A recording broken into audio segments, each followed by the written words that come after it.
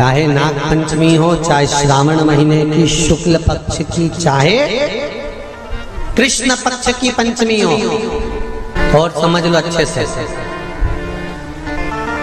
श्रावण महीने की पंचमी के दिन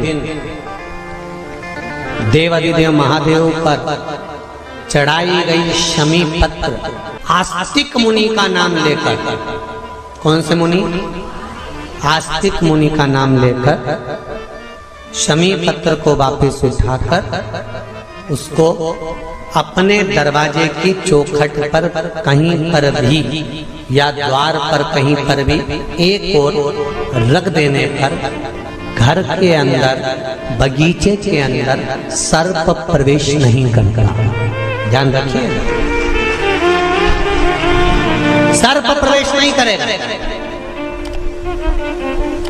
शमी पत्र समर्पित करने पर, उस शमी पत्र को आस्तिक मुनि का स्मरण करने पर, कौन से मुनि हैं? आस्तिक मुनि का स्मरण करने पर भीतर घर के अंदर बगीचे में सर्प भी प्रवेश नहीं। उस शमी पत्र में जया, विषहरा, शामली वारी, दौतली और देव, ये पांचों कन्याओं का भाव प्रकट हो जाता है और वो कन्याएं हमारे घर के द्वार की रक्षा करती हैं। तुम्हारे घर की बहन बेटी क्या करती है? तुम्हारे घर की बहन बेटियां क्या करती हैं? घर में बहन बेटी आती हैं तो बद्दुआ देकर नहीं जाती। घर में कन्याएं रहती हैं, बद्दुआ नहीं देती। घर की बेटियां जब दरवाजा छोड़कर शादी कर वाले दिन, विदाई के दिन अगर जाती भी हैं तो बेटियां हाथ में धान भरकर फेंक कर जाती हैं कि मेरा मायका खूब फले फूले आगे बढ़े। छापे लगाकर चली जाती हैं कि हमने हमारी जीवन की सारी दौलत, जीवन का सारा सुख अपने मायके में दे दिया है। वो बेटियां तो जया,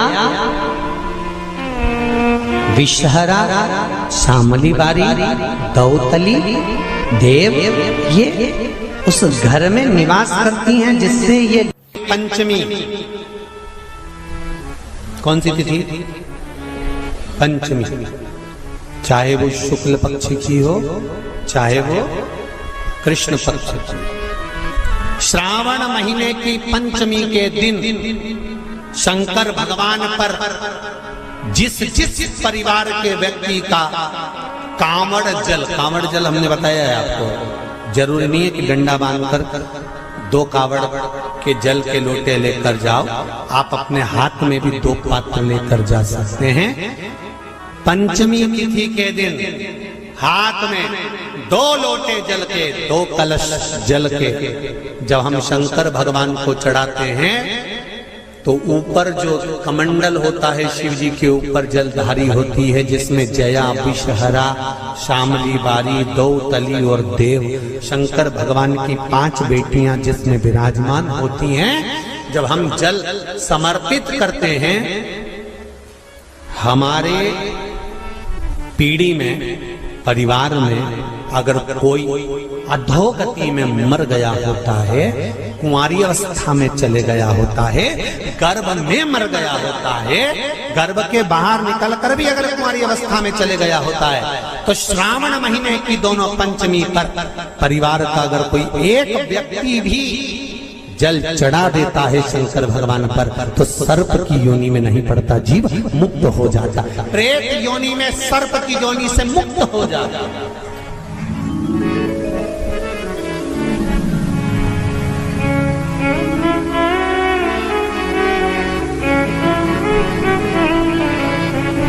महाराज, हमारे यहाँ सांपों की पूजन कौन से दिन होती है, कौन सी तिथि में करते हैं? जम के बोलो जरा। नाग पंचमी। नाग पंचमी का मतलब क्या है?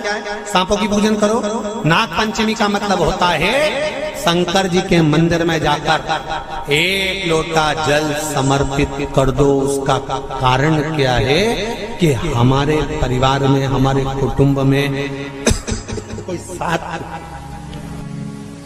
कुटुंब में, परिवार में कोई 7 पीढ़ी के अंतर्गत भी अगर कोई जीव तड़प रहा होता है, पड़ा हुआ होता है, उसकी मुक्ति नहीं होती है, तो पंचमी का चढ़ा हुआ जल उस जीव को प्राप्त हो जाता है और वो जीव तर जाता है, उसका फिर जन्म नहीं होता, वो तर, इसको मुक्तता का,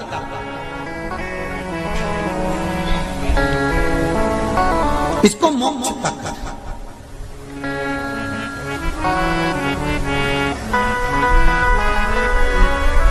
ये मोक्ष, इसी को कहेंगे कि ये मुक्तता है। महाराज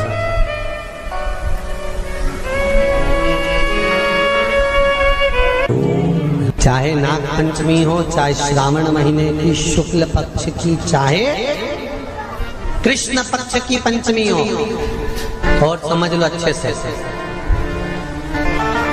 श्रावण महीने की पंचमी के दिन देवाधिदेव महादेव पर चढ़ाई गई शमी पत्र आस्तिक मुनि का नाम लेकर, कौन से मुनि?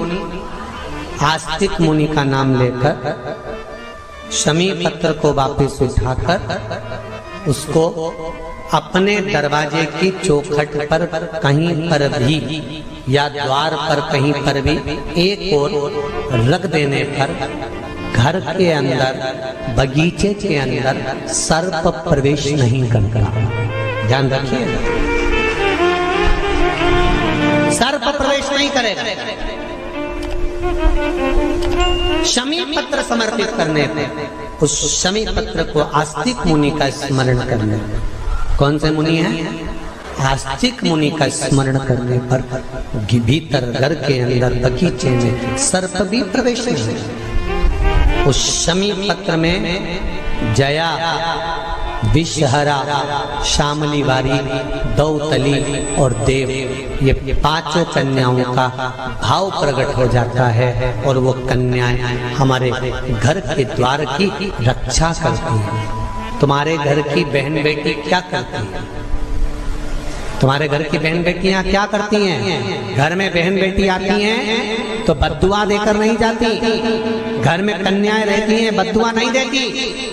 घर की बेटियां जब दरवाजा छोड़कर शादी कर वाले दिन, विदाई के दिन अगर जाती भी हैं तो बेटियां हाथ में धान भरकर फेंक कर जाती हैं कि मेरा मायका खूब फले फूले, आगे बढ़े। छापे लगाकर चली जाती हैं कि हमने हमारी जीवन की सारी दौलत, जीवन का सारा सुख अपने मायके में दे दिया है। वो बेटियां तो जया, विषहरा, श्यामली बारी, दौतली, देव, ये उस घर में निवास करती हैं जिससे भगवान की जिंदगी किसने संवारी? ये नागलक्ष्मी। वासुकी नाग बड़े, शेषनाग छोटे, और शेषनाग की जिंदगी अगर कोई संवारने वाली है तो ये नागलक्ष्मी। ये नागलक्ष्मी जीवन संवार। नागलक्ष्मी शिव जी की आराधना में लगी, शंकर के अनुमोदन में, शिव की भक्ति में दिन रात डूबी रहती, दिन रात।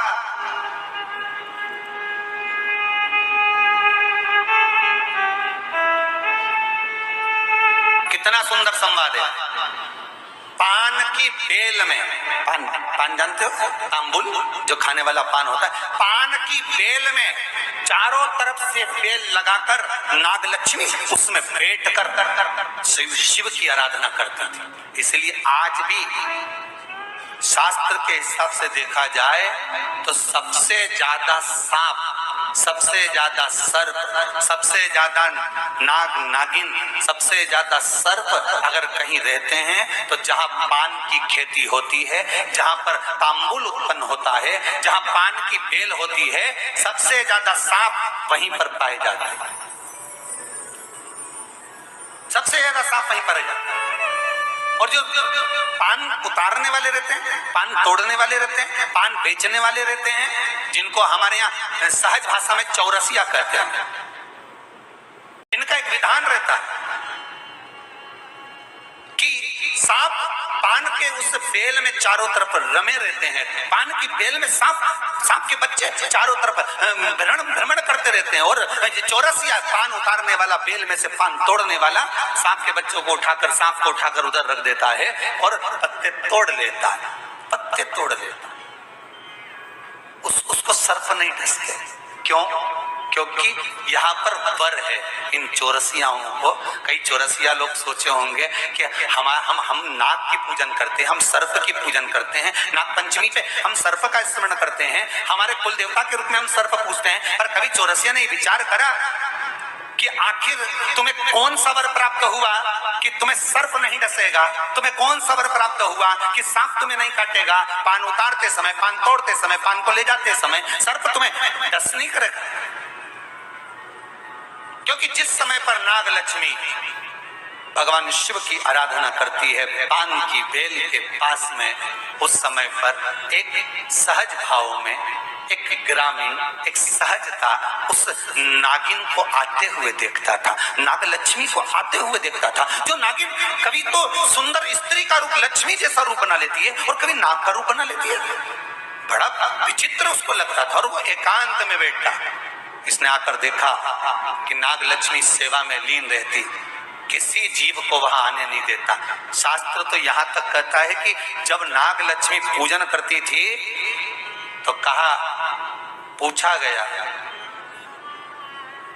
ये कोई जीव इसके पास में ना आए तो इसको बचाता था वो। एक दिन नाग लक्ष्मी जब बड़ी हो गई, देख लिया उसने इस ग्रामीण को, इस मानव को जब देखा जो चारों तरफ से किसी ना किसी रूप में नाग लक्ष्मी को रसला कर देता है, प्रदान करता रहता है, कुछ ना कुछ तत्व देता रहता है। कितना सुंदर संवाद है महाराज जी। नाग लक्ष्मी जब पूजन करने शंकर जी की बैठती थी तो ये जो हमारे हिंदू धर्म में एक ऐसा भाव कहते हैं, शंकर जी के अभिषेक में गन्ने का रस, अनार का रस, मौसम्बी का रस, ये जो अभिषेक कराते हैं ना ब्राह्मण जन, तो ये कहते हैं ये रस चढ़ाइए, इस रस से भगवान का अभिषेक करना है, गन्ने का रस से, इस रस से शिव का अभिषेक करना। पुला कर देता है, रख देता है। तो रोज नाग लक्ष्मी को रोज आश्चर्य होता कि आखिर ऐसा कौन है जो लाकर रोज रख देता है? कौन है ऐसा? है कौन ऐसा? आज नाग लक्ष्मी ने उस जीव को देख लिया, उस मनुष्य को देख लिया, तो चारों ओर से मेरी रक्षा करता, रस को लाकर शिव के लिए देता है। मैं तुझे वर देती हूं, तेरे वंश के अंदर कभी सर्प का डस नहीं होगा। तूने मेरी सेवा करी, शिव तुझे फल प्रदान करेंगे। और चारों ओर से रक्षा कर कर रस ला कर देता था, इसलिए उसका नाम का संबोधन में भी चौरसिया जोड़ा गया। चौरसिया, चारों ओर से चौकसी कर कर जो रस ला कर प्रदान कर दे, उसके नाम में भी संबोधन है। Please like, share and subscribe channel. Shri शिवाय नमस्तुभ्यम, हर हर महादेव। आशा करते हैं यह वीडियो आपको पसंद आई होगी। वीडियो पसंद आई होगी तो वीडियो को लाइक करें, चैनल पर नए हैं तो चैनल को सब्सक्राइब करें, कमेंट में हर हर महादेव ज़रूर लिखें।